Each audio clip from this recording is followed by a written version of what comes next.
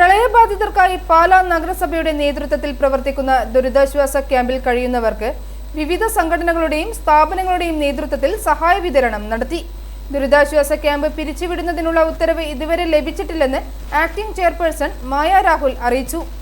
ക്യാമ്പിൽ കഴിയുന്നവർക്ക് ആവശ്യമായ ഭക്ഷണം, താമസം, ചികിത്സ എന്നിവ ഉൾപ്പെടെയുള്ള എല്ലാ അടിസ്ഥാന സൗകര്യങ്ങളും നഗരസഭ ഉറപ്പാക്കിയിട്ടുണ്ട്.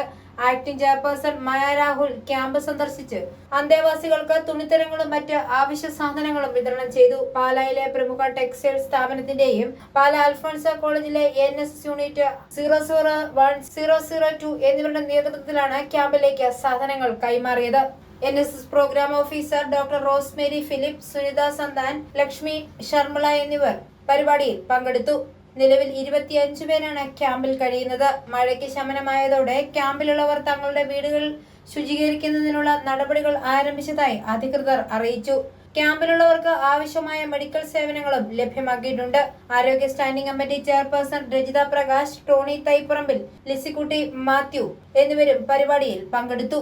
കരൂർ ഗ്രാമപഞ്ചായത്ത് assistant secretary Indu PN, charge officer Ashraf MK, municipal ജീവനക്കാരായ ബിനീഷ്, CP തൻവീർ EA എന്നിവരാണ് ക്യാമ്പിന്റെ പ്രവർത്തനങ്ങൾക്ക് നേതൃത്വം വഹിക്കുന്നത്. ദുരിതാശ്വാസ ക്യാമ്പ് പിരിച്ചുവിടുന്നതിനുള്ള ഉത്തരവ് ഇതുവരെ ലഭിച്ചിട്ടില്ല എന്ന് ആക്ടിംഗ് ചെയർപേഴ്സൺ മായ രാഹുൽ അറിയിച്ചു.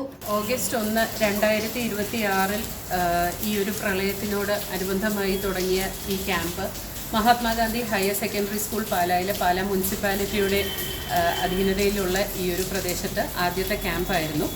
ഇവിടെയുള്ളവർക്ക് അൽഫോൺസ കോളേജിൽ നിന്നും കുറച്ച് സാധനങ്ങൾ ഇവിടെ സപ്ലൈ ചെയ്യുന്നുണ്ട്. അതുപോലെ തന്നെ അൽഫോൺസ കോളേജിലെ NSS വിഭാഗത്തിൽ നിന്നാണ് ഈ ഒരു സാധനങ്ങളും യൂട്ടിലിറ്റീസും എല്ലാം കൂടെ സപ്ലൈ ചെയ്യുന്നത്. പിന്നെ സുപ്രിയ സിൽക്സ് സ്പോൺസർ ചെയ്യുന്ന കുറച്ച് തുണിത്തരങ്ങളും ഉണ്ട്. മഴക്കെടുതിയിൽ ഒരുപാട് ബുദ്ധിമുട്ടുകൾ അനുഭവിക്കുന്ന ഈ ഒരു ജനതയ്ക്ക് i4A ന്യൂസ് പാലാ.